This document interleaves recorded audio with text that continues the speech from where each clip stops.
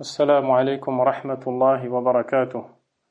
الحمد لله رب العالمين، حمدا كثيرا طيبا مباركا فيه مباركا عليه، وأشهد أن لا إله إلا الله وحده لا شريك له، وأشهد أن محمدا عبده ورسوله صلى الله عليه وعلى آله وصحبه وسلم تسليما كثيرا.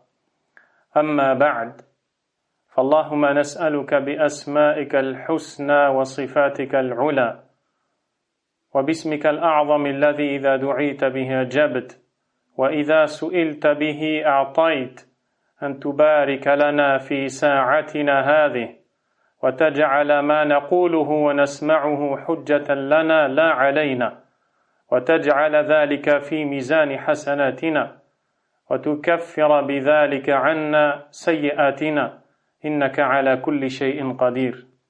Ô Allah, nous t'implorons par tes noms et attributs et te demandons en cet instant et cette heure de faire que les paroles que nous allons prononcer ou écouter nous soient des plus bénéfiques et utiles, tant bien dans ce bas monde que dans l'au-delà, et de nous permettre de retrouver la récompense de cela le jour de ta rencontre.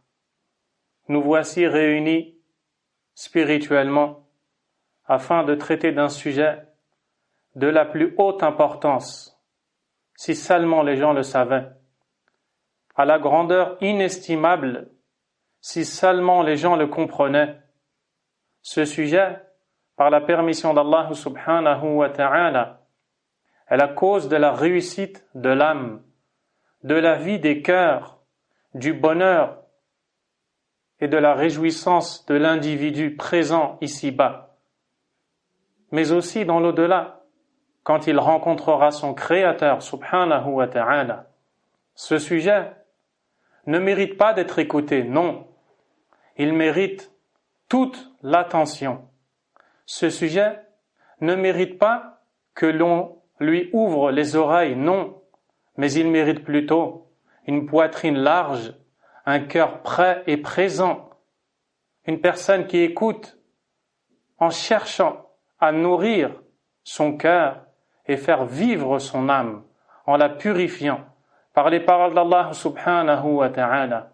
Ce sujet a été recherché par les plus nobles serviteurs d'Allah azza wa jal, les prophètes, alayhimus salatu wassalam. Ce sujet a été la nourriture des cœurs de ceux qui les ont accompagnés parmi les nobles compagnons, radiyallahu ta'ala anhum. Nous allons parler, insha'Allah ta'ala, de la lumière d'Allah subhanahu wa ta'ala qui habite le cœur d'un serviteur qui a une caractéristique inestimable, inégalable. C'est l'iman. Nurullah fi qalbi al-mu'min. La lumière d'Allah dans le cœur du croyant. Allah subhanahu wa ta'ala a créé les cieux et la terre. Et quand il a créé les cieux et la terre, subhanahu wa ta'ala, il a assigné les ténèbres et la lumière. Il nous dit dans Suratul An'am, le premier verset, Alhamdulillahi alladhi khalaqa as-samawati wal-ard wa ja'ala adh-dhulumati wan-nur. Toutes les louanges reviennent de droit à Allah, qui a créé les cieux et la terre et assigné les ténèbres et la lumière. Ces ténèbres et cette lumière dont a parlé Allah subhanahu wa ta'ala ne sont pas restreints à ce qui est visible. Elles ne sont pas restreintes à ce qui est sensoriel, qui peut être perçu par les sens. Mais elles englobent également ce qui est conceptuel. Elles englobent également des ténèbres et une lumière que l'on ne voit pas à l'œil nu, certes, mais que l'on ressent avec le cœur. L'imam Abdurrahman ibn Nasir as-Sa'di, rahimahullah ta'ala, a dit en commentant ce noble verset, وَذَلِكَ شَامِلٌ لِلْحِسِّيِّ مِنْ ذَلِكَ كَاللَّيْلِ وَالنَّهَارِ وَالشَّمْسِ وَالْقَمَرِ والمعنوي كظلمات الجهل والشك والشرك والمعصية والغفلة ونور العلم والإيمان واليقين والطاعة. Cela englobe tant bien ce qui est sensoriel comme la nuit et le jour, le soleil et la lune, que ce qui est conceptuel comme les ténèbres de l'ignorance, du doute, du polythéisme, de la désobéissance, de l'insouciance et la lumière de la science et de la foi, de la conviction ferme et de l'obéissance. Fin de citation. Parmi ce qui ne fait l'objet d'aucun doute chez toute personne douée de raison est que il n'existe pas quelqu'un qui aime les ténèbres. Il n'existe pas quelqu'un qui aime les ténèbres et déteste la lumière, mais plutôt le contraire. Il n'y a pas une personne sans qu'elle ne déteste les ténèbres si elle est douée de raison et elle n'aime la lumière. Méditez en cela la parole d'Allah subhanahu wa ta'ala qui nous dit dans Suratul Anbiya وَذَا النُّونِ إِذْ ذَهَبَ مُغَاضِبًا فَظَنَّ أَن لَّن نَّقْدِرَ عَلَيْهِ فنادى في الظلمات أن لا إله إلا أنت سبحانك إني كنت من الظالمين فاستجبنا له ونجيناه من الغم وكذلك ننجي المؤمنين. Dans le sens rapproché du verset. Et rappelle-toi de l'homme au poisson qui s'en alla irrité. Il pensa que nous n'allions pas l'éprouver. Puis il fit dans les ténèbres l'appel que voici. Nulle divinité autre que toi ne mérite réellement l'adoration. J'ai été vraiment du nombre des injustes. Nous l'exaucâmes et le sauvâmes de son angoisse.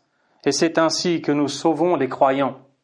L'éminent savant Ibn Kathir, rahimahullah ta'ala, a commenté ce verset en nous disant qu'il s'agit du prophète Yunus alayhi salam, qui s'est isolé de son peuple après que ce dernier ait manifesté une opposition à l'ordre d'Allah et une insoumission à lui subhanahu wa ta'ala. Il s'est écarté d'eux et dans l'histoire, il s'est isolé avec des gens en sa compagnie, puis ils ont embarqué en mer. Et lorsqu'ils étaient dans la barque, les vagues se sont mises à s'élever les unes sur les autres, si bien qu'il fallait faire descendre de la barque l'un de ses passagers. Ils se sont alors mis à tirer au sort, et c'est Yunus alayhi salam qui en est ressorti. N'ayant pas accepté cela, ils ont remis en place le tirage au sort une seconde fois et une troisième fois, et chaque fois c'était Yunus alayhi salam qui ressortait. Il s'est alors levé, a enlevé ses vêtements et s'est jeté dans la mer.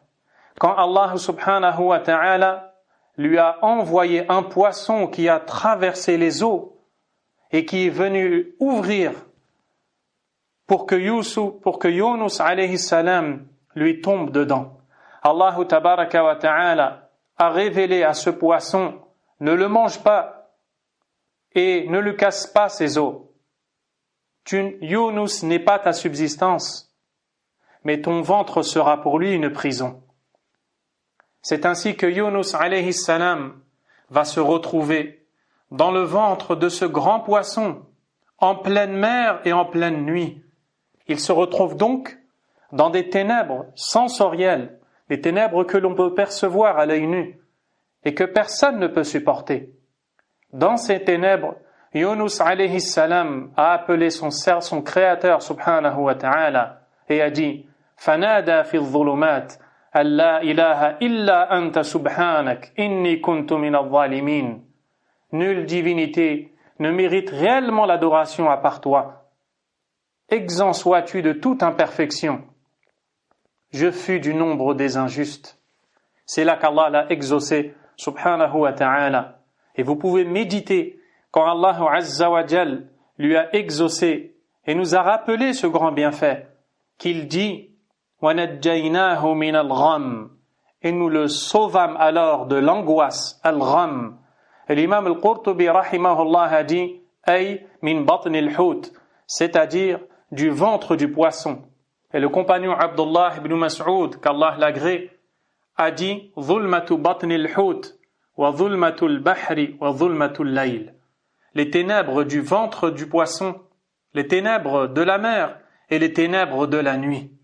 C'est pour cette raison que l'imam Ibn al-Qayyim, rahimahullah, après avoir évoqué les causes permettant à la personne d'atteindre l'épanouissement et l'élargissement de sa poitrine, dans son livre Zadul Ma'ad a dit, je cite, وَكَذَلِكَ النُّورُ الْحِسِّيُّ وَالظُّلْمَةُ الْحِسِّيَّةُ هَذَا يَشْرَحُ الصَّدْرَ وَهَذِهِ تُضَيِّقُهُ.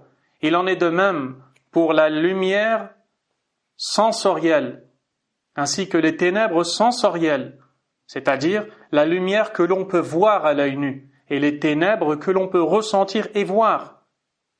La lumière ouvre la poitrine, et les ténèbres font resserrer la poitrine.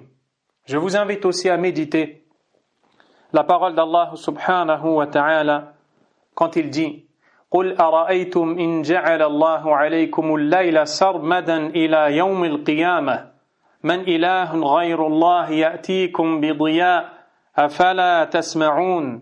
Dis, que diriez-vous si Allah vous assignait la nuit en permanence jusqu'au jour de la résurrection?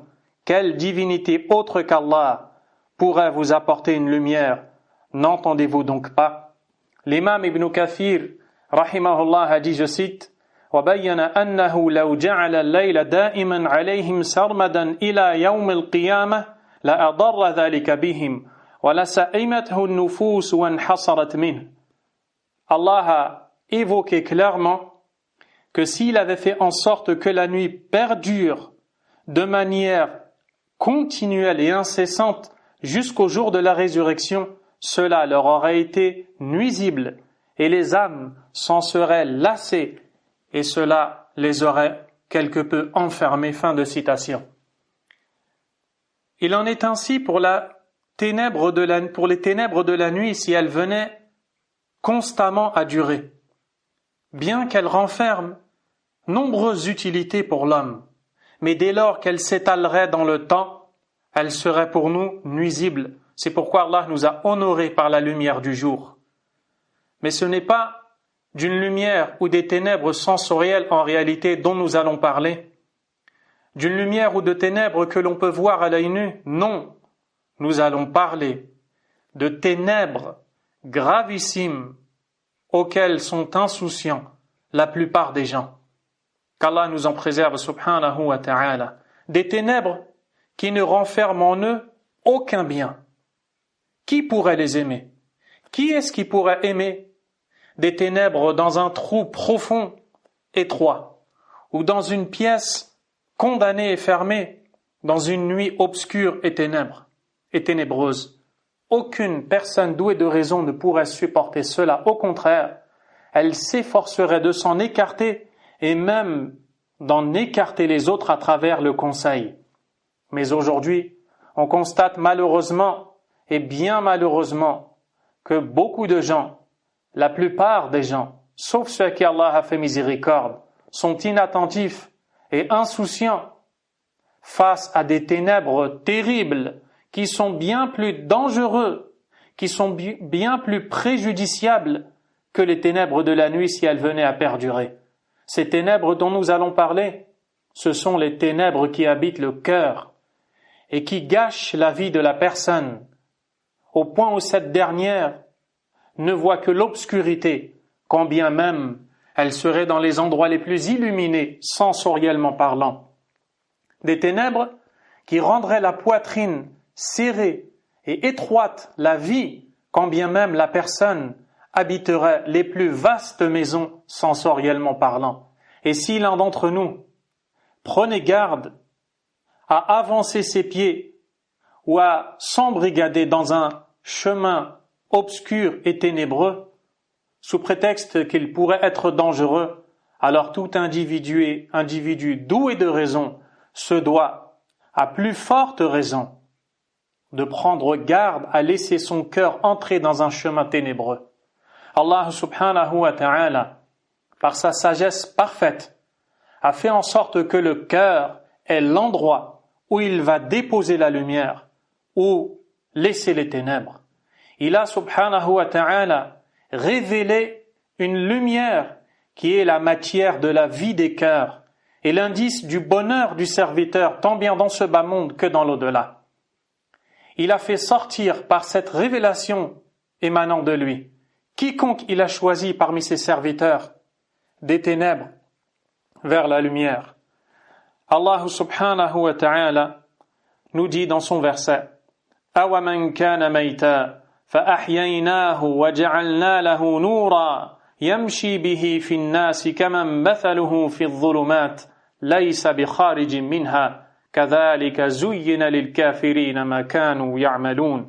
Dans le sens rapproché du verset, il nous dit subhanahu wa ta'ala, est-ce que celui qui était mort et que nous avons ramené à la vie et à qui nous avons assigné une lumière par laquelle il marche parmi les gens est pareil à celui qui est dans les ténèbres sans pouvoir en sortir? Ainsi ont été enjolivés à ceux qui ont mécru leurs œuvres. L'imam Ibn Kathir rahimahullah ta'ala nous dit, je cite, هذا مثل ضربه الله تعالى للمؤمن الذي كان ميتا أي في الضلالة هالكا حائرا فأحياه الله أي أحيا قلبه بالإيمان وهداه له ووفقه لاتباع رسله. Allah a fait la parabole pour imager le croyant qui était mort auparavant, c'est-à-dire qu'il était dans l'égarement, dans la perdition. Il ne savait plus où mettre ses pieds. Quand Allah lui a redonné la vie, c'est-à-dire qu'il a fait vivre son cœur par la foi, et l'a guidé vers elle, puis il lui a accordé son assistance de telle sorte qu'il suive les messagers d'Allah, alayhimus salatu wassalam. Et l'imam Ibn Sa'di rahimahullah a dit, Allah le Très-Haut nous dit, est-ce que celui qui avant d'avoir été guidé par Allah était mort dans les ténèbres de la mécréance, de l'ignorance et des désobéissances, et à qui nous avons rendu la vie par la lumière de la science, de la foi et de l'obéissance, au point où il s'est mis à circuler entre les gens avec une lumière, clairvoyant dans toutes ses entreprises, bien guidé dans son chemin, connaisseur du bien qu'il a préféré à toute autre chose, fournissant tous ses efforts pour appliquer le bien dans sa personne et dans les autres, connaisseur du mal, détestant de celui-ci, fournissant tous ses efforts pour délaisser ce mal et faire que les autres le délaissent, celui-ci est-il semblable à celui qui est dans les ténèbres de l'ignorance, de l'égarement, de la mécréance et de la désobéissance, desquelles il ne sortira pas? Plusieurs ténèbres qui se sont mêlées les unes aux autres et qui ont rendu ces chemins obscurs à un point tel qu'il s'est vu habité par la tristesse, les peines,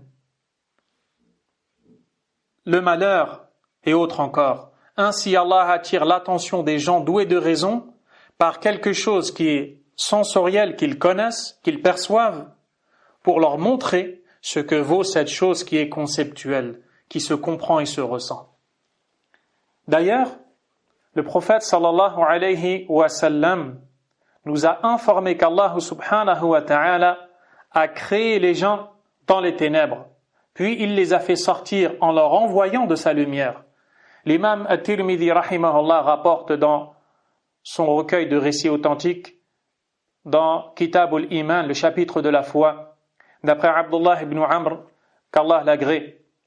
Il dit, je cite, Sami'tu Rasulallah sallallahu alayhi wa sallam yaqul, Inna Allah azza wa jalla khalaqa khalqahu fi dhulmah, fa'alqa alayhim min nourih, faman asabahu min dhalika nourih tada, wa man akhta'ahu dal. Le prophète alayhi salatu wassalam a dit, Allah exalté soit-il, a créé ses créatures dans les ténèbres, puis il leur a envoyé de sa lumière.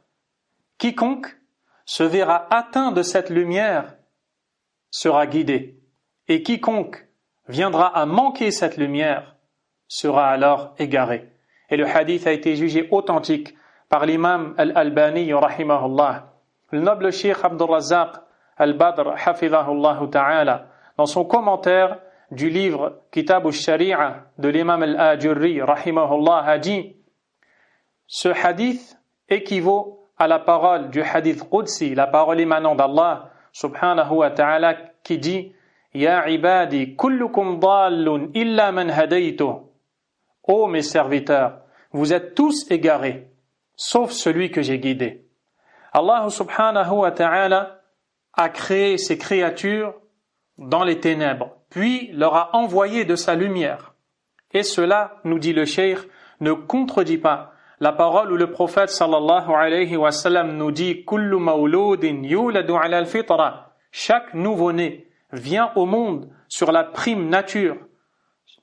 Le premier hadith ne contredit pas le second, parce que dans le second, nous parlons, nous dit le cheikh, du moment qui vient après l'étape de la fitra, de la prime nature dans laquelle le nouveau-né arrive au monde. Au début, il est sur la prime nature, c'est-à-dire qu'il est prédisposé à accepter la guidée quand elle va lui être développée tout au long de son éducation.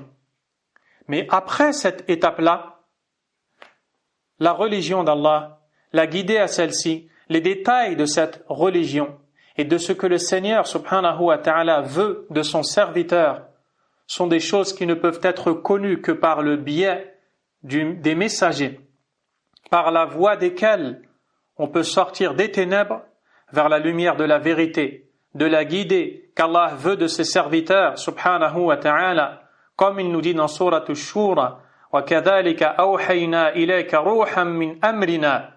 Et c'est ainsi que nous t'avons révélé une âme émanant de nous. مَا كُنْتَ تَدْرِي مَا الْكِتَابُ وَلَا الْإِيمَانُ. Tu ne savais pas ce qu'était le livre ni la foi. وَلَكِنْ جَعَلْنَاهُ نُورًا. Mais nous en avons fait une lumière. نَهْدِي بِهِ مَنْ نَشَاءُ مِنْ عِبَادِنَا. Par laquelle nous guidons qui nous voulons de nos serviteurs. وَإِنَّكَ لَتَهْدِي إِلَى صِرَاطٍ مُسْتَقِيمٍ. Et très certainement, tu guides vers un chemin droit. Le cheikh Abd al-Razzaq hafidhahullah nous dit ensuite: certes, l'envoi des messagers alayhimus salatu wassalam a été décidé par Allah azza wa jal afin de faire sortir les gens des ténèbres multiples. Allah subhanahu wa ta'ala a créé ces créatures dans les ténèbres qui sont multiples. Les ténèbres du suivi des passions, de l'ignorance, de l'insouciance, du détournement du rappel et de la religion d'Allah. Ce sont des ténèbres bien multiples, desquelles le serviteur ne peut être sauvé que si Allah lui envoie de la lumière de la révélation. Car ce qui est voulu par la lumière, c'est la lumière de la révélation par laquelle les cœurs vivent. Car quand on parle de la vie, elle est de deux catégories. La vie des corps, qui se manifeste par la présence des âmes dans les corps, mais aussi la vie des cœurs qui se manifeste par la présence de la lumière, qui est la lumière de la révélation. Fin de citation. Cette lumière dont nous parlons a un effet extrêmement bénéfique dans la poitrine de l'homme et dans le cœur du croyant. L'imam Ibn al-Qayyim rahimahullah, dans son livre Zadul Ma'ad, les provisions du retour, en évoquant les causes de l'épanouissement, du bonheur, de l'élargissement de la poitrine, a dit, je cite: وَمِنْهَا النُّورُ الَّذِي يَقْذِفُهُ اللَّهُ فِي قَلْبِ الْعَبْدِ وَهُوَ نُورُ الْإِيمَانِ فَإِنَّهُ يَشْرَحُ الصَّدْرَ وَيُوَسِّعُ وَيُفْرِحُ الْقَلْبِ فَإِذَا فُقِدَ هَذَا النُّورُ مِنَ الْقَلْبِ ضَاقَ وَحَرِجَ وَصَارَ فِي أَضْيَقِ سِجْنٍ وَأَصْعَبِهِ. Parmi les causes de l'épanouissement, nous dit-il, la lumière qu'Allah a envoyée dans le cœur du serviteur, qui est la lumière de la foi. Cette lumière ouvre grandement la poitrine et l'élargit, et elle procure un plaisir et une joie intense au cœur. Cette lumière, si elle disparaît du cœur, ce dernier se resserre en lui-même et se sent dans une gêne, au point où il est dans la prison la plus serrée et la plus étroite. Fin de citation, après laquelle je ne peux dire qu'Allahu Akbar. En réalité, Allah subhanahu wa ta'ala a révélé son livre et envoyé l'ensemble de ses messagers pour nulle autre raison que celle de faire sortir les gens des ténèbres vers la lumière. C'est pour cette raison que les versets en ce sens abondent dans le livre d'Allah subhanahu wa ta'ala. Parmi ces versets, la parole d'Allah tabaraka wa ta'ala qui dit, je cite, قَدْ جَاءَكُمْ مِنَ اللَّهِ نُورٌ وَكِتَابٌ مُبِينٌ يَهْدِي بِهِ اللَّهُ مَنِ اتَّبَعَ رِضْوَانَهُ سُبُلَ السَّلَامِ وَيُخْرِجُهُم مِّنَ الظُّلُمَاتِ إِلَى النُّورِ بِإِذْنِهِ وَيَهْدِيهِمْ إِلَى صِرَاطٍ مُسْتَقِيمٍ. Dans le sens rapproché des versets. Une lumière et un livre explicite vous sont certes venus d'Allah. Par ceci, Allah guide au chemin du salut ceux qui cherchent son agrément, et il les fait sortir des ténèbres vers la lumière par sa grâce, et il les guide vers un chemin droit.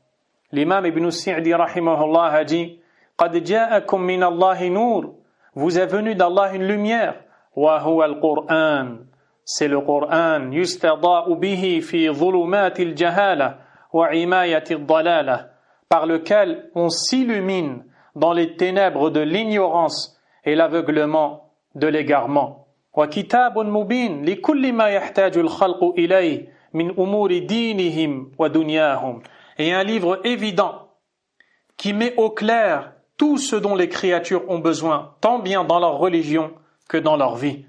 من العلم بالله وأسمائه وصفاته وأفعاله, que ce soit de la connaissance d'Allah par ses noms, ses attributs, ses actions, ومن العلم بأحكامه الشرعية وأحكامه الجزائية, et aussi la connaissance des règles d'Allah subhanahu wa ta'ala. Puis il a montré, nous dit l'imam Ibn Sa'di rahimahullah, qui est celui qui va savoir se guider par ce Coran et quelle a été la cause par laquelle il s'est vu gratifié par Allah de cette guidée. Yahdi bihi Allahu man ittaba'a ridwanahu subul as-salam. Par ceci, Allah guide au chemin du salut ceux qui cherchent son agrément. Ceux qui cherchent son agrément. Ibn Sa'di rahimahullah nous dit, ay yahdi bihi man ijtahada wa harisa ala bulughi mardatillah. C'est-à-dire que par celui-ci, Allah guide ceux qui s'efforcent et s'investissent à la recherche de l'agrément d'Allah. وَصَارَ قَصْدُهُ حَسَنًا, et dont l'intention et l'objectif sont louables et bons. سُبُلَ السَّلَامِ, il guide ces gens-là vers les voies du salut. الَّتِي تُسَلِّمُ صَاحِبَهَا مِنَ الْعَذَابِ, qui sont la cause de la protection de celui qui emprunte ce chemin contre le châtiment. وَتُوصِلُهُ إِلَى دَارِ السَّلَامِ, et le conduisent dans la demeure de la paix, le paradis. Et tout cela, c'est la science et la connaissance de la vérité et son application, que ce soit de manière générale ou détaillée.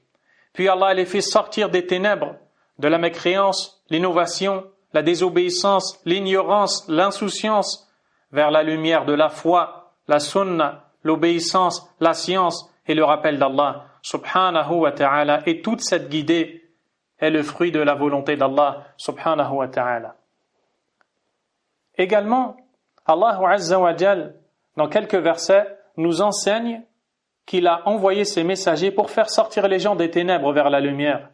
Il nous dit subhanahu wa ta'ala dans sourate Ibrahim, Bismillahir Rahmanir Rahim, Kitab Alif Lam Ra, كتاب أنزلناه إليك لتخرج الناس من الظلمات إلى النور بإذن ربهم إلى صراط العزيز الحميد.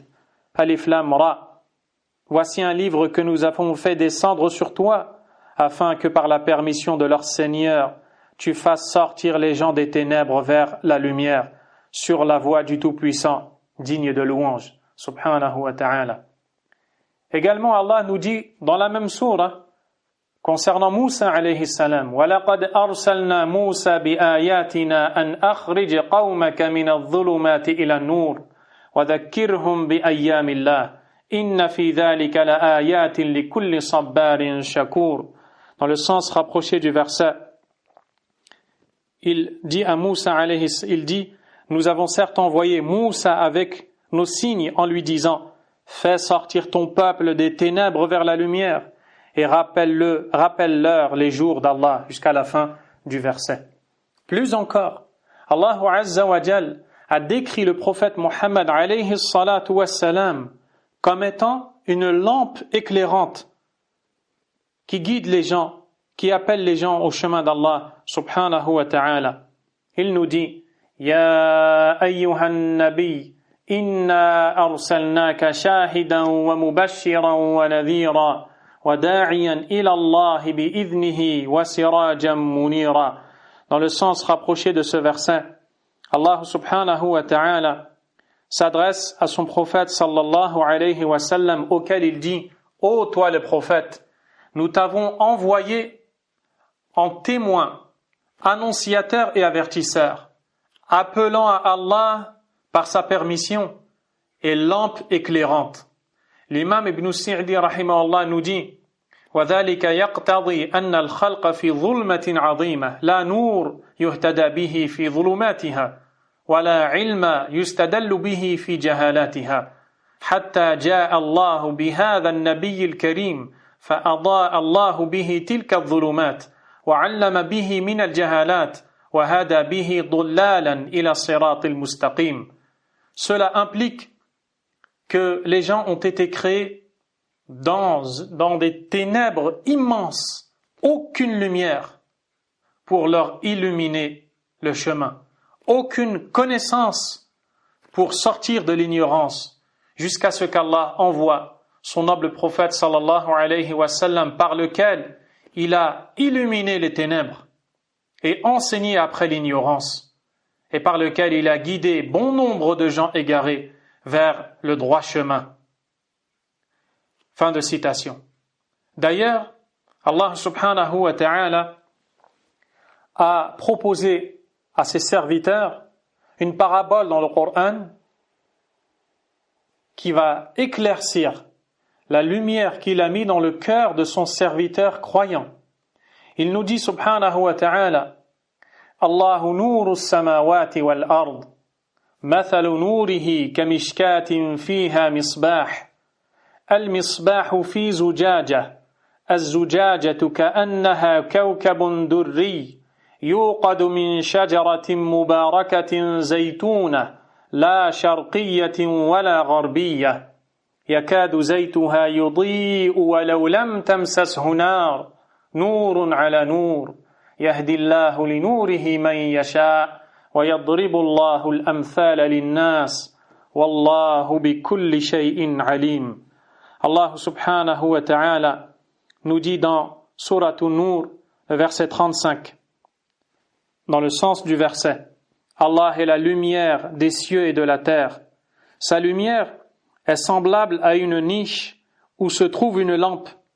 La lampe est dans un récipient de verre et celui-ci ressemble à un astre de grand éclat. Son combustible vient d'un arbre béni, un olivier, ni oriental ni occidental, dont l'huile semble éclairer sans même que le feu la touche. Lumière sur lumière, Allah guide vers sa lumière qui il veut. Allah propose aux gens des paraboles et Allah est omniscient. Subhanahu wa ta'ala. J'ai la conviction intime que vous entendez ce verset et que lorsque vous allez en comprendre le sens, la situation va changer et vous allez vous rendre compte de la grandeur du livre d'Allah subhanahu wa ta'ala. Et ce livre est grand et ses sens le sont aussi, pour nulle autre que raison qu'il vient de celui qui est grand, plus grand que tout, Allah subhanahu wa ta'ala. Avant d'entrer dans l'explication de ce verset, Allah subhanahu wa ta'ala, comme il nous le dit au début de ce verset, est lumière. Le prophète alayhi salatu wassalam avait pour habitude de se lever la nuit pour s'adonner à l'adoration d'Allah en prière, et il invoquait Allah en disant: Walakal hamd anta nuru as-samawati wal ard wa man fihin. À toi toutes les louanges te reviennent de droit. Tu es la lumière des cieux et de la terre et de ce qui est en eux. L'imam Abdurrahman ibn Sa'di rahimahullah, dans son livre Bahjatu Qulub al-Abrar, nous dit An-nuru min awsafihi ta'ala ala naw'ayn. La lumière, qui est l'un des attributs d'Allah subhanahu wa ta'ala, est de deux catégories. Nurun hissi, une lumière sensorielle, c'est donc la lumière que l'on peut voir et percevoir. Wa huwa ma tasafa bihi min an-nur al-'azim alladhi law kashafa al-hijab 'an wajhihi la ahraqat subuhat wajhihi wa nur jalalihi man taha ilayhi basaruhu min khalqihi. Cette lumière-là est l'attribut par lequel il s'est décrit subhanahu wa ta'ala. C'est une lumière immense et magnifique.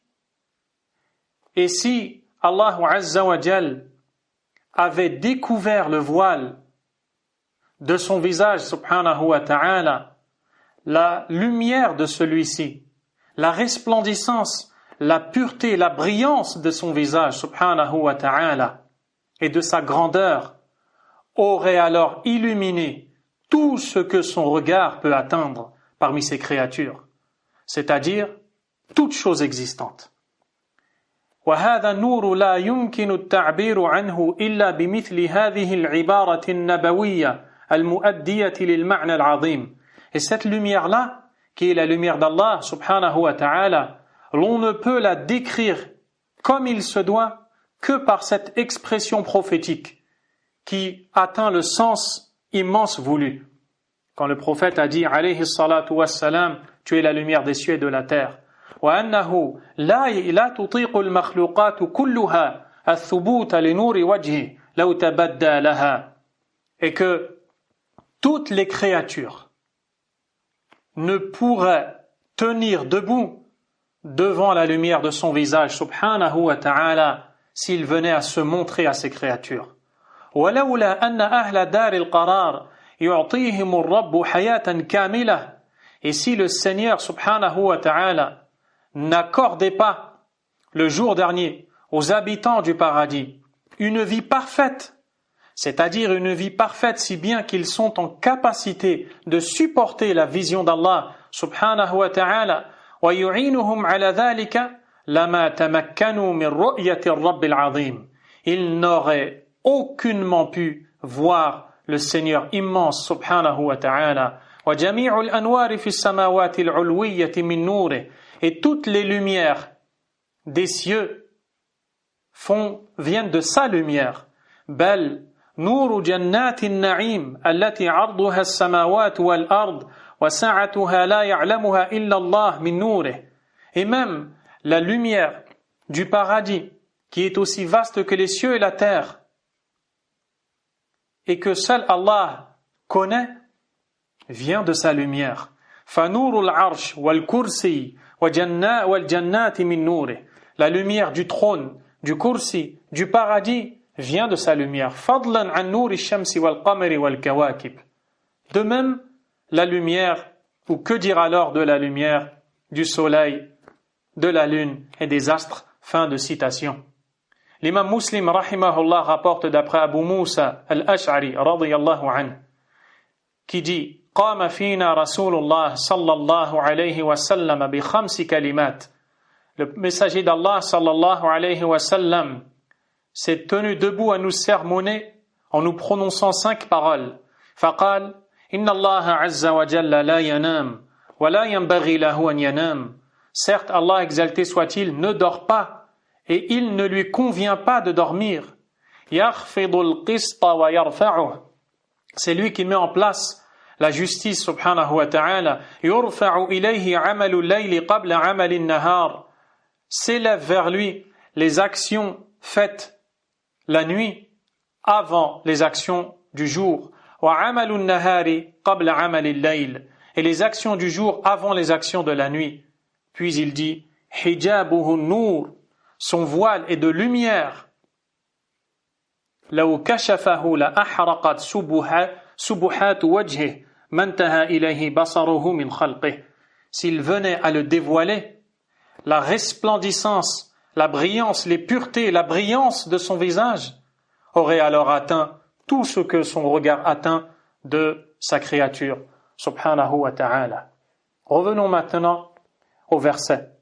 L'imam Ibn al-Qayyim rahimahullah, dans son livre Al-Wabil al-Sayyib min al-Kalim al-Tayyib, la verse abondante de bonnes paroles, nous dit وَقَدْ ضَرَبَ اللَّهُ سُبْحَانَهُ وَتَعَالَى لِنُورِهِ فِي قَلْبِ عَبْدِهِ مَثَلًا لَا يَعْقِلُهُ إِلَّا الْعَالِمُونَ. Et Allah subhanahu wa ta'ala a proposé une parabole qui concerne sa lumière qu'il a mis dans le cœur de son serviteur. Une parabole qui n'est comprise et qui n'est perçue que par les savants, que par ceux qui connaissent.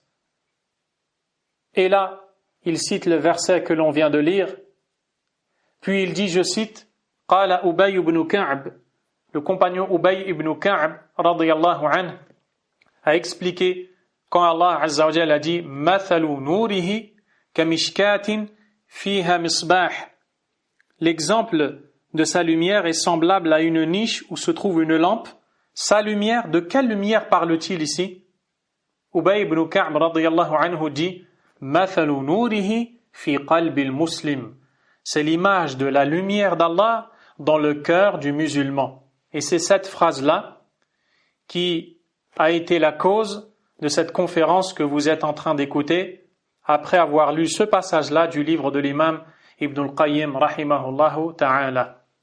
L'imam nous dit وَهَذَا هُوَ النُّورُ الَّذِي أَوْدَعَهُ فِي قَلْبِهِ مِنْ مَعْرِفَتِهِ وَمَحَبَّتِهِ وَالْإِيمَانِ بِهِ وَذِكْرِهِ وَهُوَ نُورُهُ الَّذِي أَنزَلَهُ إِلَيْهِمْ فَأَحْيَاهُمْ بِهِ وَجَعَلَهُمْ يَمْشُونَ بِهِ بَيْنَ النَّاسِ. Et cette lumière, il l'a entreposée, subhanahu wa ta'ala, dans le cœur de son serviteur. Cette lumière, c'est la connaissance que ce serviteur a d'Allah azza wa jal, l'amour qu'il lui porte, la foi qu'il a en lui, l'évocation et le rappel de son nom. C'est la lumière qu'il a fait descendre vers ses serviteurs par laquelle il leur a rendu la vie. C'est la lumière par laquelle ses serviteurs circulent auprès des gens. Wa asluhu fi qulubihim. Et la racine de cette lumière pousse dans le cœur des serviteurs. Mais que va-t-il se passer quand elle est entretenue? Ibn al-Qayyim rahimahullah nous dit thumma taqwa maddatuh, puis sa matière ne cesse de se renforcer wa tatazayadu, et de s'accroître hatta tadhhara ala wujuhihim, jusqu'à se voir dans leur visage, wa jawarihihim, dans leurs membres, wa abdanihim, dans leur corps. Écoutez bien, bal wa thiyabihim wa durihim, et même dans leurs vêtements et dans leurs maisons. Subhanallah. L'un d'entre nous pourrait se dire, mais comment cela est-il possible? Ou alors, comment cela est-il visible? Y a-t-il un ustensile que je peux utiliser pour voir cette lumière? Eh bien, la réponse, c'est que cette lumière n'est vue et perçue que par les gens qui eux-mêmes en ont dans leur cœur. C'est pour ça que l'imam Ibn al-Qayyim rahimahullah nous dit يُبْصِرُهُ مَنْ هُوَ مِنْ جِنْسِهِمْ وَسَائِرُ الْخَلْقِ لَهُ مُنْكِرُونَ. Cette lumière est vue avec clairvoyance par les gens ressemblant à cette personne, c'est-à-dire à cette personne ayant cette lumière. Et le reste des créatures ne la voient pas. Ils ne reconnaissent pas de lumière chez les gens. Je vous invite à méditer lorsque vous voyez un savant dont la piété est connue, dont l'intégrité est connue. On se rend compte d'une lumière qui apparaît sur son visage. On ne parle pas d'une lumière sensorielle qui se voit à l'œil nu, mais conceptuelle, qui est ressentie et perçue par le cœur du croyant. Eh bien, cette lumière qu'Allah a mis dans le cœur du croyant, qui si elle est travaillée, nourrie, si le serviteur sait la faire grandir, eh bien, elle se transforme par une lumière que l'on voit dans son visage, dans ses membres, dans ses vêtements, dans sa maison. Quand tu entres chez une telle personne, tu n'as plus envie de sortir, parce que c'est le rappel d'Allah qui vit dans cette maison. Lorsque tu es en compagnie d'une telle personne, tu n'as plus envie de la quitter, parce que cette personne-là est proche d'Allah, elle est illuminée par la révélation du Coran, et de la sunna du prophète alayhi salatu wassalam.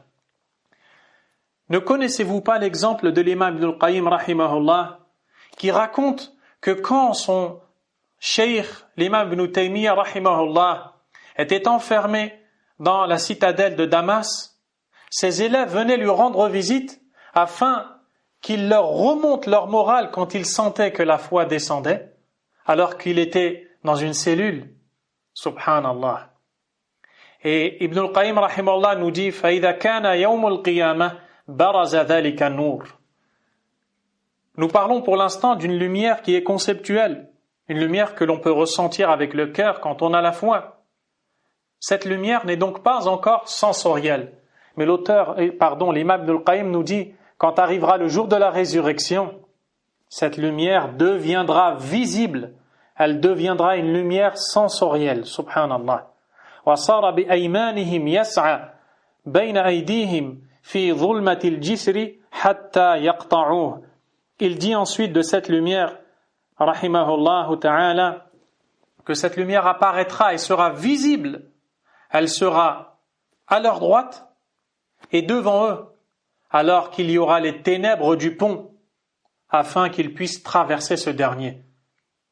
Il fait allusion à la parole d'Allah subhanahu wa ta'ala dans Suratul Hadid. يَوْمَ تَرَى الْمُؤْمِنِينَ وَالْمُؤْمِنَاتِ يَسْعَى نُورُهُمْ بَيْنَ أَيْدِيهِمْ وَبِأَيْمَانِهِمْ بُشْرَاكُمُ الْيَوْمِ جَنَّاتٌ تَجْرِي مِنْ تَحْتِهَا الْأَنْهَارُ خَالِدِينَ فِيهَا ذَلِكَ هُوَ الْفَوْزُ الْعَظِيمُ. Dans le sens rapproché du verset. Le jour où tu verras les croyants et les croyantes, leur lumière courant devant eux et à leur droite, il leur sera dit, bonne nouvelle pour vous aujourd'hui, des jardins sous lesquels coulent les ruisseaux pour y demeurer éternellement. Tel est l'énorme succès. Ibn al-Qayyim rahimahullah a dit, et à ce moment-là, les gens connaîtront entre eux une disparité dans les lumières qu'ils obtiendront, dans la force de cette lumière qui sera proportionnelle. Cette lumière qui sera le jour dernier sensorielle, visible à l'œil nu, est proportionnelle à celle qui était dans cette vie d'ici-bas conceptuelle, ressentie par le cœur.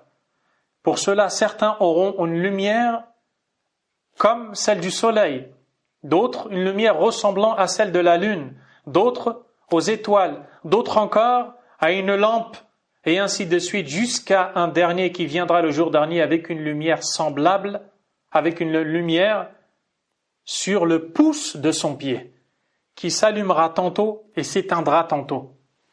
À quel moment cela se produira, Il fait allusion à une situation des plus terribles qui se produira inéluctablement le jour où Allah subhanahu wa ta'ala fera revivre les gens le jour de la résurrection et qu'ils seront amenés sur la terre du jugement afin de répondre à Allah subhanahu wa ta'ala. Ce jour-là, les gens seront dans des ténèbres terrifiants. Et l'imam Muslim rapporte qu'un homme a interrogé le prophète sallallahu alayhi wa sallam en lui disant « Aina yakunu an-nas yawma tubaddalu al-ardu ghayra al-ardi was-samawat » Où les gens seront-ils le jour où la terre sera changée en une autre terre ainsi que les cieux? Car le jour de la résurrection, les gens seront amenés dans la terre du jugement qui ne sera pas la terre dans laquelle nous avons vécu ici-bas. Elle sera changée en une autre terre sur laquelle personne n'aura désobéi à Allah et dans laquelle les gens seront jugés. Où les gens seront-ils à ce moment-là? Le prophète sallallahu alayhi wa sallam répondit alors Hum fi dhulmati dun al-jisr. Ces gens-là seront dans les ténèbres juste avant le pont. Ils seront donc dans les ténèbres juste avant de pouvoir passer ou traverser le pont qui sera élevé au-dessus du feu de l'enfer. Et les gens devront alors traverser ce pont. Certains vont chuter dans les flammes de l'enfer, qu'Allah nous en préserve. Et d'autres réussiront à le passer. Et la vitesse à laquelle les gens traverseront ce pont parmi les croyants sera proportionnelle aux bonnes actions qu'ils faisaient dans la vie d'ici-bas. Et à ce moment-là, Pour pouvoir passer, il leur faudra de la lumière puisqu'ils seront dans des ténèbres. C'est là que va se produire ce que l'on étudie dans les livres de Aqidah, de croyance islamique, qui est Qasmul Anwar, le partage des lumières. L'imam al-Bayhaqi, rahimahullah, rapporte dans son livre Al-Ba'ath wa Nushur, la résurrection et le rassemblement, d'après Masrouq, d'après Abdullah ibn Mas'ud radiyallahu anhu, qui dit, le prophète sallallahu alayhi wa sallam a dit, Yajma'u Allahu an-nasa yawm al-qiyamah, Allah rassemblera les gens le jour de la résurrection. Plus loin il dit, فَمِنْهُمْ مَنْ يُعْطَى نُورَهُ مِثْلَ الْجَبَلِ بَيْنَ يَدَيْهِ. Certains parmi les gens se verront recevoir leur lumière qui sera à l'image d'une montagne à leur droite. وَمِنْهُمْ مَنْ يُعْطَى نُورَهُ فَوْقَ ذَلِكَ. Et d'autres recevront une lumière plus grande que ça encore. وَمِنْهُمْ مَنْ يُعْطَى نُورَهُ مِثْلَ النَّخْلَةِ بِيَمِينِهِ. Et d'autres recevront la lumière à l'image d'un palmier à leur droite. وَمِنْهُمْ مَنْ يُعْطَى دُونَ ذَلِكَ بِيَمِينِهِ. Et d'autres recevront moins que cela à leur droite. حَتَّى يَكُونَ آخِرُ مَنْ يُعْطَى نُورَهُ فِي إِبْهَامِ قَدَمِهِ. Jusqu'à ce que viendra le dernier à recevoir de la lumière qui sera dans le pouce de son pied. يُضِيءُ مَرَّةً وَيَطْفَأُ أُخْرَى. Cette lumière s'allumera tantôt et s'éteindra tantôt. إِذَا أَضَاءَ قَدَّمَ قَدَمَهُ. Chaque fois que cette lumière s'allumera, cette personne avancera son pied. وَإِذَا أَطْفَأَ قَامَ. Et quand la lumière s'éteindra, elle se tiendra debout à attendre. قال فَيَمُرُّ وَيَمُرُّونَ عَلَى الصِّرَاطِ. Il passera et les gens passeront sur le sirat, sur le pont. Ce pont-là est plus tranchant qu'une épée et très glissant. وَيُقَالُ لَهُمْ. Il leur sera alors dit امضوا على قدر نوركم. Traversez, passez proportionnellement à vos lumières. Proportionnellement à vos lumières. C'est-à-dire que la lumière que tu as dans cette vie d'ici-bas, tu te dois de l'augmenter, de la nourrir, de la faire vivre et revivre, de la travailler.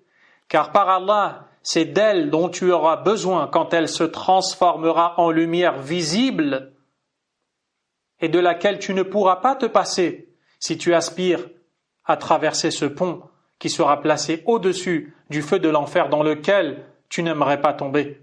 Le prophète sallallahu alayhi wa sallam dit فَمِنْهُمْ مَنْ يَمُرُّ كَانْقِضَاضِ الْكَوْكَبِ. Certains parmi eux viendront traverser ce pont à une vitesse ressemblante à celle de la chute d'un astre. وَمِنْهُمْ مَنْ يَمُرُّ كَالرِّيحِ. D'autres le traverseront aussi rapidement que la vitesse du vent. وَمِنْهُمْ مَنْ يَمُرُّ كَالطَّرْفِ. D'autres traverseront ce pont aussi rapidement que le clin d'œil. وَمِنْهُمْ مَنْ يَمُرُّ كَشَدِّ الرَّجُلِ. Et d'autres traverseront ce pont comme le fait l'homme qui se précipite. يَرْمُلُ رَمْلًا عَلَى قَدْرِ أَعْمَالِهِمْ. Ils se précipiteront ou il se précipitera tous proportionnellement à leurs œuvres dans la vie d'ici-bas. Le prophète alayhi salatu wa salam dit حَتَّى يَمُرَّ الَّذِي نُورُهُ عَلَى إِبْهَامِ قَدَمِهِ. Jusqu'à ce que vienne celui dont la lumière sera dans le pouce de son pied. تَخِرُّ يَدٌ وَتَعْلَقُ يَدٌ. Et quand il traversera ce pont, une main glissera et l'autre s'accrochera. وَتَخِرُّ رِجْلٌ وَتَعْلَقُ رِجْلٌ. Un pied glissera et l'autre s'accrochera. C'est-à-dire qu'il ne s'en faut de peu pour qu'il tombe dans le feu. Mais comme il avait un peu de lumière, il se verra sauvé de cette immense épreuve et cette grande catastrophe. Le prophète alayhi salatu wa salam dit وَتُصِيبُ جَوَانِبَهُ النَّارِ. Et celui-là, cet homme-là, qui n'a que peu de lumière, se fera toucher sur les flancs par le feu. فَيَخْلُصُونَ. Et alors ils seront sauvés du feu. فَإِذَا خَلَصُوا. Et lorsqu'ils se verront sauvés du feu, que diront-ils? On ne parle pas du feu de la vie d'ici-bas, que tu redoutes tant. On parle d'un feu dont le combustible est fait d'hommes et de pierres, comme Allah l'a dit, subhanahu wa ta'ala.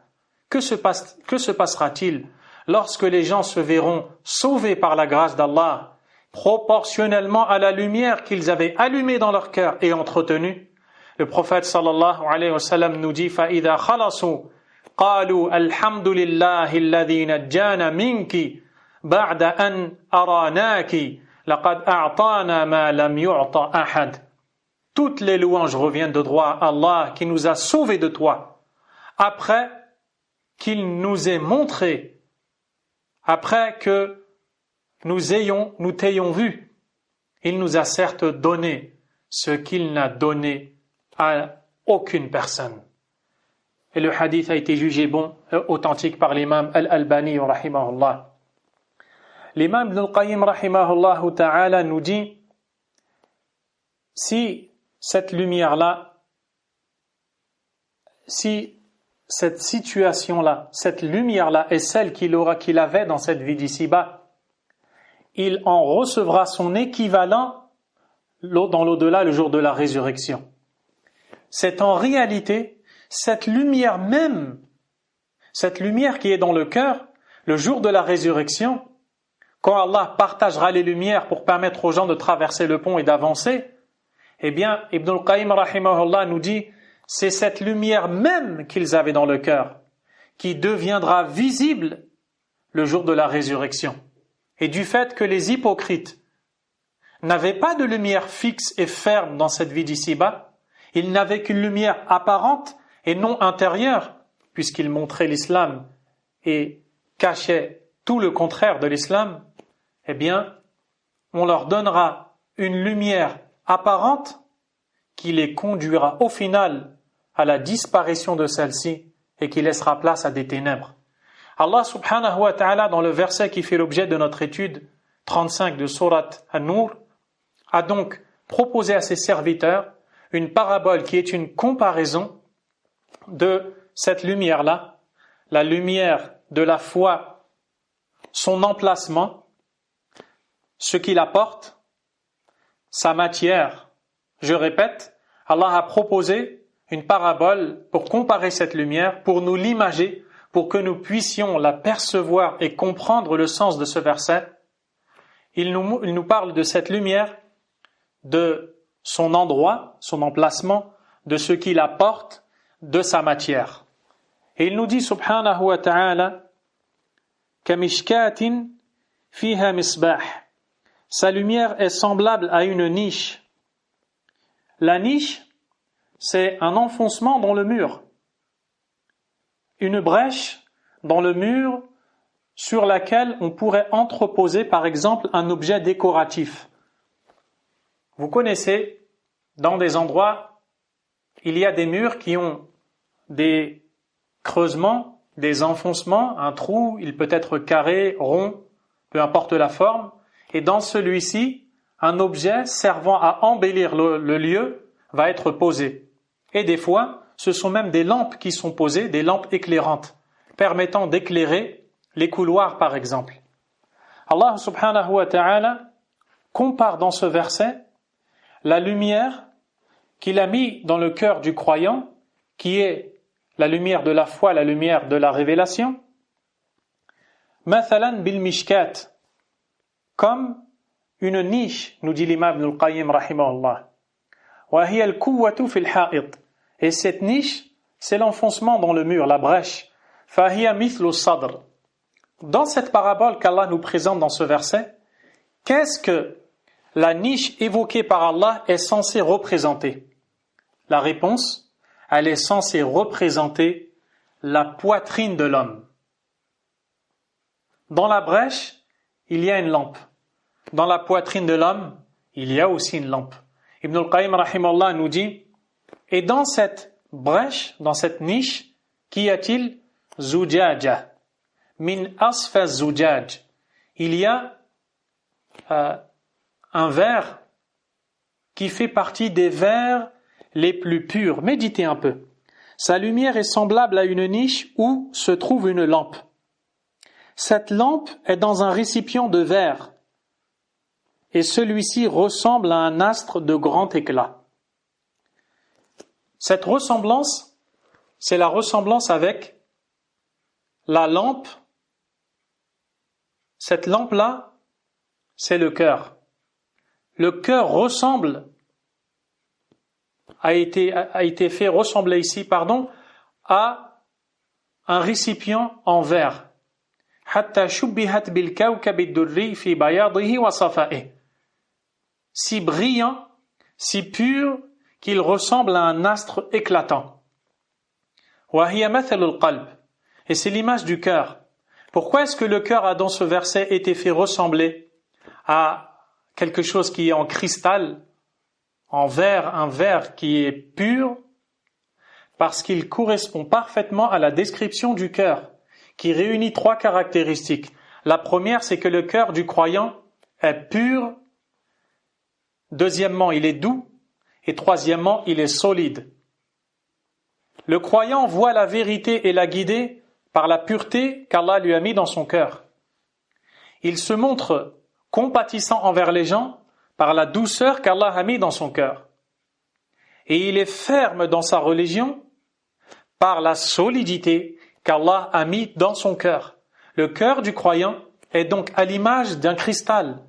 Ce cristal est pur. Le cœur du croyant est pur.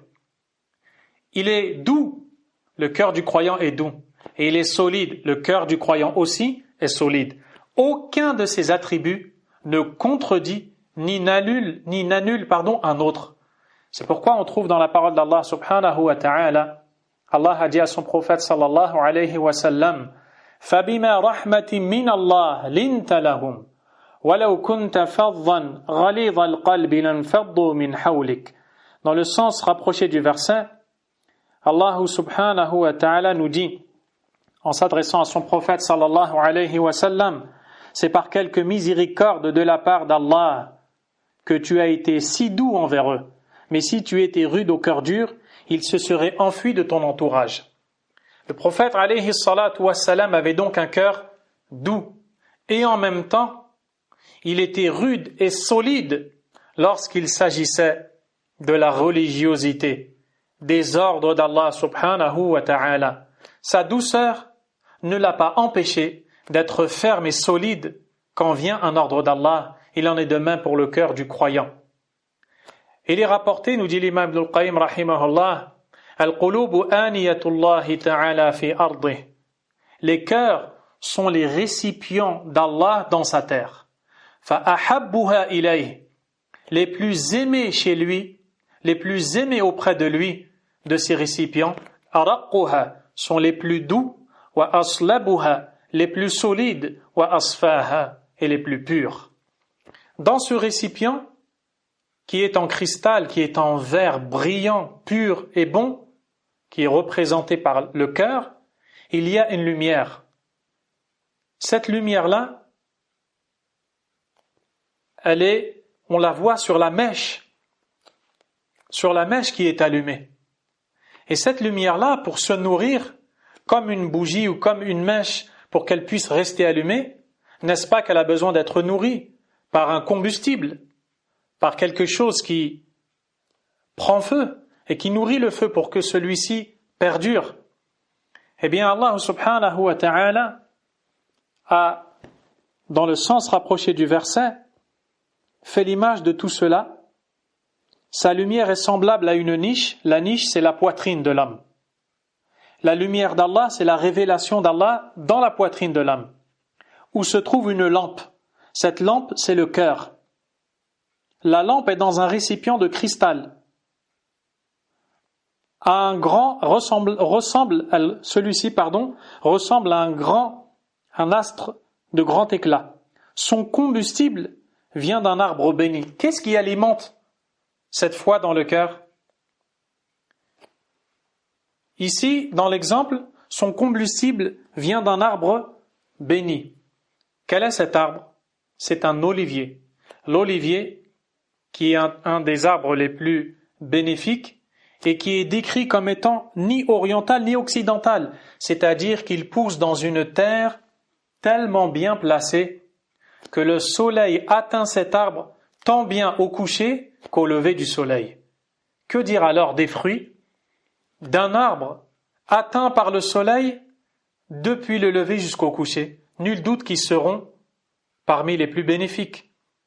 Et l'huile de cet olivier-là, nous dit l'imam Ibn al-Qayyim rahimahullah ta'ala, fait partie des huiles les plus pures et les plus loin de toute souillure, à un point tel qu'avant même d'utiliser cette huile pour nourrir ce feu, cette huile est si pure qu'elle brille déjà, elle illumine avant même d'être placée sur le feu pour que celui-ci puisse se nourrir. C'est pour ça que dans le sens rapproché, on retrouve dont l'huile semble éclairer sans même que le feu la touche. Lumière sur lumière. Ibn al-Qayyim rahimahullah ta'ala nous dit فَهَذِهِ مَادَّةُ نُورِ الْمِصْبَاحِ. Ceci est la matière de la lumière de cette lampe. وَكَذَلِكَ مَادَّةُ نُورِ الْمِصْبَاحِ الَّذِي فِي قَلْبِ الْمُؤْمِنِ. Il en est ainsi pour la matière de la lumière de la lampe qui est dans le cœur du croyant. هو من شجرة الوحي التي هي أعظم الأشياء بركة. Cette lumière-là, tout comme je vous laisse imaginer une brèche dans un mur sur laquelle on a posé une lampe qui est faite d'un cristal doux, brillant et transparent, dans laquelle il y a une lumière que l'on voit sur le bout de la mèche, et que pour qu'elle puisse durer, on lui coule une huile si pure qu'elle brille en elle-même, avant même que l'on la mélange au feu. Pour le cœur, il est dans la poitrine du croyant, et il est illuminé, il ne cesse de s'illuminer par l'arbre de la foi. Il est illuminé par quoi? Il est illuminé par la fitra, par la nature saine sur laquelle Allah l'a fait venir au monde. Le croyant est prêt et prédisposé à accepter le haqq. Et quand la révélation vient à lui, alors ce n'est que lumière sur lumière, à l'image de cette flamme qui est allumée, qui est si brillante, et qui, pour durer, on vint lui couler une huile qui elle-même est déjà brillante. Ça ne peut être que lumière sur lumière. Il en est ainsi pour le cœur du croyant, nous dit l'imam Ibn al-Qayyim rahimahullahu ta'ala. L'imam Ibn al-Qayyim rahimahullahu ta'ala nous dit, et lorsque cette lumière vient dans le cœur du croyant, et cette pureté vient se mêler dans le cœur du croyant, alors elle s'intensifie, elle devient de plus en plus forte. Nourun ala nour, lumière sur lumière.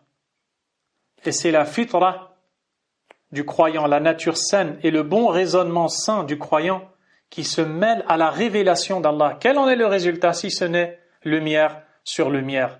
Et alors ce croyant se met à prononcer les paroles justes et bonnes, à faire les bonnes actions. Voici la situation du croyant. L'imam Ibn al-Qayyim rahimahullah ta'ala nous dit que l'individu doué de raison médite ce très grand verset et sa concordance parfaite avec la situation du cœur du croyant. Allah subhanahu wa ta'ala a donc évoqué la lumière dans les cieux et sur la terre, qui est un de ses attributs, mais aussi sa lumière qui est la révélation habitant le cœur du croyant. Il a donc cité deux lumières, la lumière sensorielle que l'on peut voir à l'œil nu et la lumière conceptuelle que l'on peut reconnaître et ressentir avec le cœur. Après avoir écouté tout cela, nul doute que l'on doit se poser la question, et je vous demande de m'excuser pour la longueur, mais je pense que vous êtes d'accord avec moi pour dire que le sujet est si important qu'il mérite qu'on lui donne et on lui accorde la plus grande attention et une partie. Parce que peut-être que cette heure de notre vie que nous sommes en train de passer est celle qui va nous sauver le jour de la rencontre d'Allah, subhanahu wa ta'ala. Toute personne qui entend toutes ces choses-là doit se poser la question suivante. S'il en est ainsi pour la lumière dans le cœur du croyant, alors, quelles sont les choses à faire pour emmener dans mon cœur pour nourrir dans mon cœur cette lumière. Nul doute que tout individu doué de raison, tout individu sincère envers soi-même, qui a compris l'importance de cette lumière, se doit absolument de se poser cette question. Parce que comme l'a dit l'imam Ibn al-Qayyim rahimahullah dans Al-Wabil, dans le livre précédemment cité, lorsque l'on perd la lumière ou la vie, lorsque l'on perd la lumière dans un endroit, on ne retrouve plus la vie de quiconque. Il n'y a pas de vie animale là où il n'y a pas de lumière. Il n'y a pas la vie d'homme là où il n'y a pas de lumière. Pourquoi? Il nous dit لِأَنَّ الْحَيَوَانِ إِنَّمَا يَتَكَوَّنُ حَيْثُ النُّورِ. Car l'animal ne se forme et ne développe sa formation que là où il y a de la lumière. وَمَوَاضِعُ الظُّلْمَةِ الَّتِي لَا يُشْرِقُ عَلَيْهَا نُورٌ لَا يَعِيشُ فِيهَا حَيَوَانٌ. Et les endroits obscurs et ténébreux, aucun animal n'y vit. Et ne s'y forme absolument pas. Il en est de même pour une communauté, nous dit l'imam Ibn al-Qayyim rahimahullah, qui a perdu cette lumière, qui a perdu la lumière de la foi. Il en est de même pour un cœur qui a perdu cette lumière. Eh bien, ce cœur va inévitablement mourir, car il n'aura pas de lumière en lui, car il ne peut pas avoir de lumière, de cœur, de vie, là où il n'y a pas de lumière. Et c'est pour cette raison que l'on retrouve des passages du Coran où Allah Azza wa Jal a joint la vie à la lumière. Méditez la parole d'Allah subhanahu wa ta'ala. Awaman kana mayta. Est-ce que celui qui était mort, fa ahyaynah, et à qui nous avons donné la vie, wa ja'alna lahu noura, et à qui nous avons donné une lumière. Voyez, il était mort, puis Allah lui a donné la vie et la lumière, car il n'y a pas de vie sans lumière. Yamshi bihi finnas, une lumière avec laquelle il circule auprès des gens. Kamam mathaluhu fi dhulumat, est-il semblable à celui qui est dans les ténèbres jusqu'à la fin du verset. Également, Allahu Azza wa Jal, où je me contenterai, de citer ce verset, je ne veux pas trop m'étaler. À partir de là, tu dois te poser la question. Car si aujourd'hui, les gens s'affolent lorsqu'il y a une panne d'électricité qui fait perdre la lumière et qui plonge la ville dans l'obscurité, les maisons sont alors à la merci de toute personne mal intentionnée comme les voleurs, qui peuvent aisément s'introduire dans les demeures sans que l'on ne s'en rende compte, au point où les gens ne peuvent plus vaquer à leurs activités, il n'y a plus de lumière. Les gens s'inquiètent, ils paniquent, ils recherchent des solutions les plus rapides. Mais quand il s'agit des cœurs qui sont en panne parce qu'ils ne s'acquittent pas de leur devoir d'entretenir un lien avec Allah subhanahu wa ta'ala, c'est la lumière des cœurs qui s'éteint. Et quand la lumière des cœurs s'éteint, ces derniers sont plongés dans l'obscurité et deviennent à la merci des voleurs parmi les shayatines qui viennent leur dérober sans qu'ils ne s'en rendent compte ce bijou si précieux qui est l'iman. Allahu Akbar. Voyons un peu quelques points qui peuvent aider la personne à attirer en elle, à allumer et à faire vivre cette lumière. Nul doute que la première, la plus grande des lumières, desquelles découle toute autre lumière, Al-Qur'an, c'est le livre d'Allah, subhanahu wa ta'ala, que ce soit à travers sa lecture, sa mémorisation, la méditation de ses sens, sa compréhension. Le Coran est l'origine de la lumière. À partir de lui et en fonction de lui, les gens obtiendront ou non de la lumière dans cette vie d'ici-bas. Proportionnellement à l'intéressement des gens au Coran ou non, ils recevront de la lumière ou n'en auront pas. Allah subhanahu wa ta'ala a dit: Ya ayyuhan nas qad ja'akum burhanun min rabbikum wa anzalna ilaykum nuran mubina. Ô vous les gens, vous est certes venu un argument émanant de votre Seigneur, et nous vous avons fait descendre une lumière évidente. فَآمِنُوا بِاللَّهِ وَرَسُولِهِ. Ayez donc foi en Allah et son messager. وَالنُّورِ الَّذِي أَنزَلْنَا. Et la lumière que nous avons fait descendre. وَاللَّهُ بِمَا تَعْمَلُونَ خَبِيرٌ. Et Allah est certes parfaitement informé, parfaitement connaisseur de ce que vous faites. Ainsi, l'individu se doit, le musulman se doit de s'intéresser au Coran. Nas'alullaha an yashraha sudurana li kitabih. Nous implorons Allah d'élargir nos poitrines pour le Coran.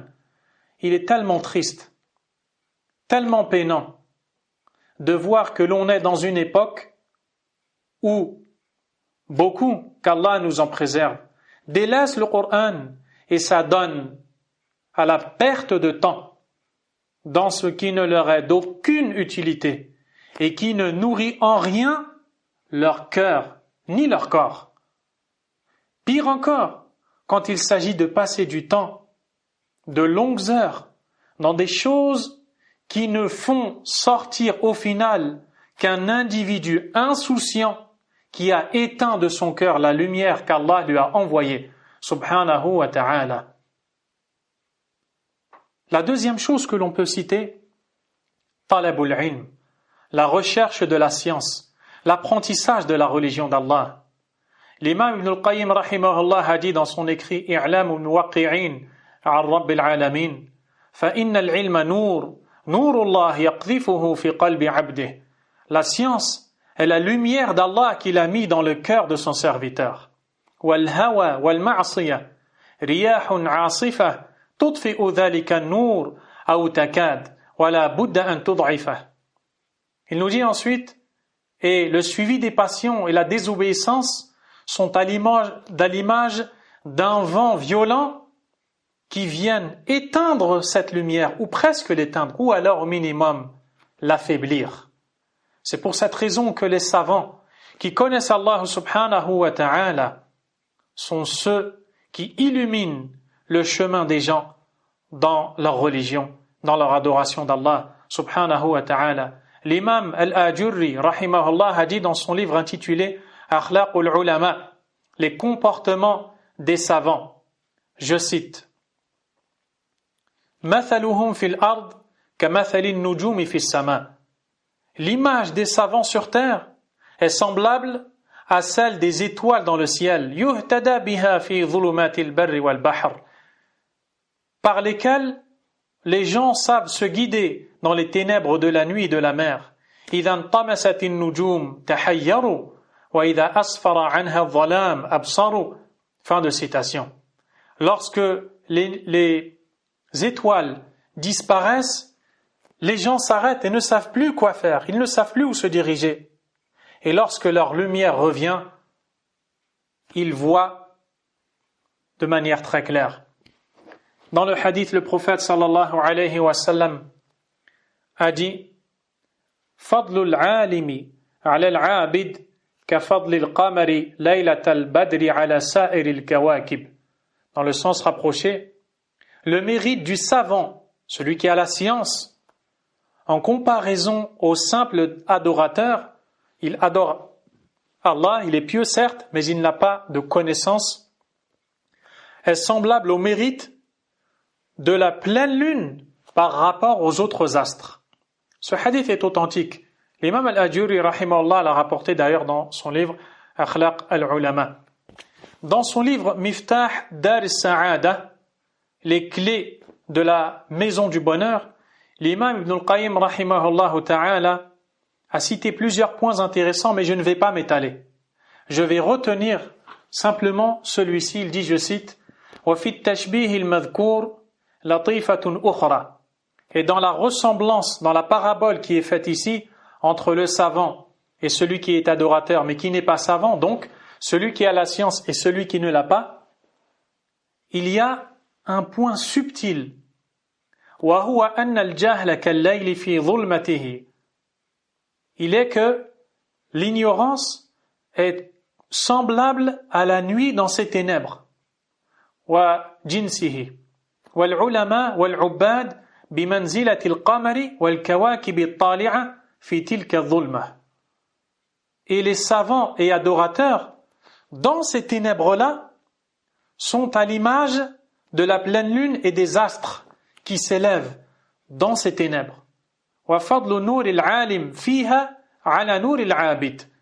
Et le mérite de la lumière du savant dans ces ténèbres que sont l'ignorance, représentée par la nuit dans le hadith, le mérite est plus grand que celui des simples adorateurs. La troisième chose que je vais citer ici, c'est la connaissance d'Allah subhanahu wa ta'ala par ses noms et ses attributs. Ilmul aqida, wallah, par Allah subhanahu wa ta'ala. Il n'y a pas une science plus bénéfique que celle de la connaissance des noms d'Allah subhanahu wa ta'ala et de ses attributs. L'imam Ibn Sa'di rahimahullah ta'ala a dit dans son livre Fathur Rahim al-Malik al-Allam, je cite, la deuxième catégorie, parmi les deux catégories de la lumière d'Allah, c'est la lumière conceptuelle, celle que l'on peut ressentir. Il dit, et c'est la lumière qu'Allah subhanahu wa ta'ala a placée dans le cœur de ses prophètes, de ses alliés, des gens pieux, de ses anges. C'est la lumière de sa connaissance, de son amour. C'est la lumière de la connaissance qu'il a mis dans le cœur de ses alliés parmi les croyants. Une lumière qui est proportionnelle à la connaissance qu'ils ont de lui, subhanahu wa ta'ala, par ses noms, par ses attributs, et la croyance qui en a découlé, qui a découlé de tout cela. Il dit ensuite, فَكُلُّ وَصْفٍ مِنْ أَوْصَافِهِ لَهُ تَأْثِيرٌ فِي قُلُوبِهِمْ. Chaque attribut parmi les attributs d'Allah a un impact sur le cœur de ses serviteurs. La connaissance d'Allah est la plus grande de toutes les connaissances. Et cette connaissance-là, c'est celle qui amène la lumière dans le cœur des croyants. Fin de citation. Quatrième chose que je citerai, c'est ad-du'a, c'est l'invocation. Car si tu apprends que la lumière ne peut venir que d'Allah, comme Allah Azza wa Jal a dit, وَجَعَلْنَا لَهُ نُورًا يَمْشِي بِهِ فِي النَّاسِ, et nous lui avons assigné une lumière par laquelle il marche auprès des gens, et aussi la parole d'Allah subhanahu wa ta'ala, وَمَنْ لَمْ يَجْعَلِ اللَّهُ لَهُ نُورًا فَمَا لَهُ مِنْ نُورٍ. Et quiconque ne se voit pas accorder de la part d'Allah une lumière, n'aura aucune lumière. Nul doute qu'après cela, tu te dois de demander à Allah, d'invoquer Allah et de lui demander la lumière. Voilà pourquoi le prophète, alayhi salatu wassalam, demandait à Allah tabaraka wa ta'ala la lumière lorsqu'il se rendait à la prière particulièrement.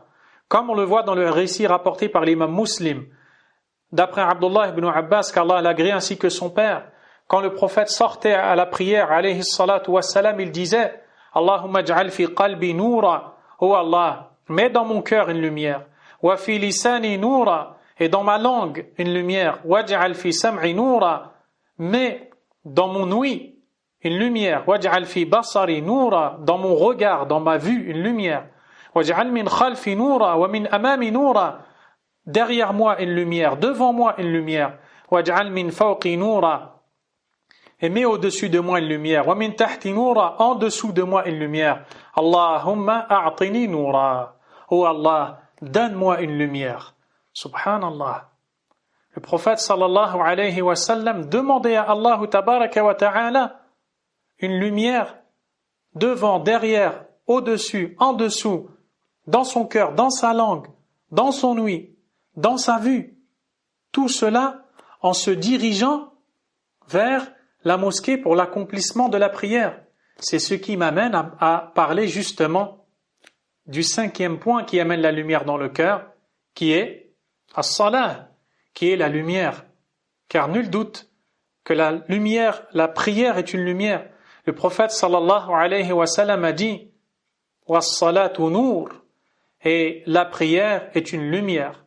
L'imam Ibn Rajab rahimahullah a dit dans son livre Jami'ul Ulumi wal Hikam, فهي للمؤمنين في الدنيا نور fi qulubihim wa basairihim. La prière est pour les croyants dans cette vie d'ici-bas une lumière dans leur cœur et dans leur clairvoyance. Tushriqu biha qulubuhum. Une lumière par laquelle s'illumine leur cœur. Wa tastaniru basairuhum. Lihadha kanat qurratu 'ayni al-muttaqin. Et par cette lumière s'illumine la clairvoyance des gens pieux. C'est pourquoi elle était le plaisir des gens pieux. Comme le disait le prophète sallallahu alayhi wa sallam, wa ju'ilat qurratu 'ayni fi as-salah. Et on a mis le plaisir de mon œil, ma réjouissance dans la prière. Fin de citation. Parmi les points importants qui nous amènent la prière, en réalité, je suis en train de choisir un dernier, tellement ils sont nombreux, et je ne veux pas prendre tout votre temps. Il y a le fait de concrétiser at-taqwa, la piété qui consiste à s'écarter des péchés et à accomplir les bonnes actions. Comme Allah Azza wa Jalla l'a dit dans son noble livre, Ya ayyuhalladhina amanu ittaqullaha wa aminu bi rasulih. Ô vous qui avez eu la foi, faites preuve de piété envers Allah et ayez foi en son messager. Yu'tikum kiflayni min rahmatih. Il vous accordera une double part de sa miséricorde. Wa yaj'al lakum nuran tamshuna bihi. Et il vous donnera une lumière par laquelle vous marcherez.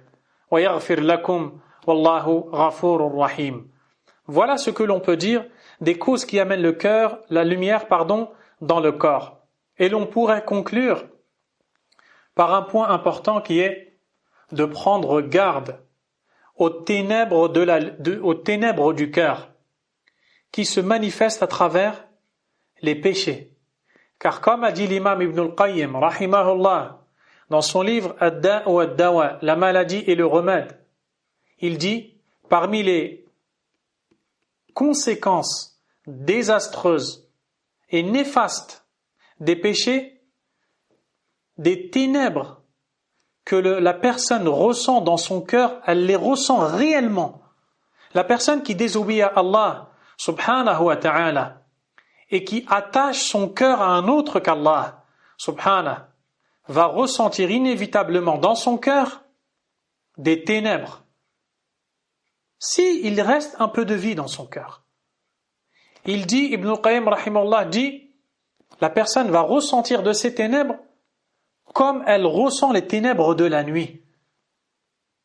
Et alors, ces ténèbres-là ne cessent d'augmenter par la désobéissance à Allah dans le cœur de cette personne, jusqu'à devenir hissiya, sensorielle. Elle voit ces ténèbres avec son œil, car la lumière se manifeste par l'obéissance et les ténèbres se manifestent par la désobéissance. Plus la désobéissance est grande, plus les ténèbres le sont, jusqu'à ce que la personne tombe dans les innovations, les égarements, sans s'en rendre compte, à l'image d'une personne aveugle marchant dans les ténèbres de la nuit. Ces ténèbres ne cessent d'augmenter jusqu'à ce qu'elles viennent dans son œil à la personne, dans son visage. Et tu regardes cette personne, tu vois du noir dans le visage. C'est le noir du péché, de la désobéissance à Allah subhanahu wa ta'ala. Il faut donc prendre garde à cela. C'est pour cela que l'imam Malik rahimahullah a dit à l'imam Shafi'i rahimahullah qui était pieux et qui apprenait très rapidement la science, Inni ara Allah ta'ala qad alqa ala qalbika noura. Je constate qu'Allah a mis dans ton cœur une lumière. Fala tutfi'hu bi dhulmatil ma'siyah. Ne l'éteins donc pas par les ténèbres du péché. Il ne faut donc pas négliger ce sujet-là. Et ce n'est pas pour rien que Al-Khatib al-Baghdadi rapporte dans son livre Az-Zuhd wa Ar-Raqa'iq une parole d'un des pieux prédécesseurs qui est Sahl ibn Abdillah al-Tustari rahimahullah ta'ala qui a dit Haramun ala qalb أن يشم رائحة اليقين وفيه سكون إلى غير الله.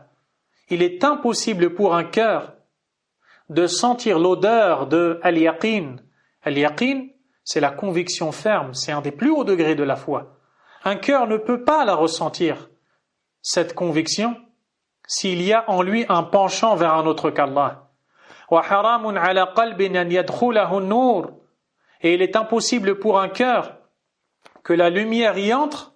وَفِيهِ شَيْءٌ مِمَّا يَكْرَهُ اللَّهُ عَزَّ وَجَلَّ. Alors qu'il contient en lui quelque chose qu'Allah déteste. Combien avons-nous fait entrer dans nos cœurs de choses qu'Allah déteste, subhanahu wa ta'ala.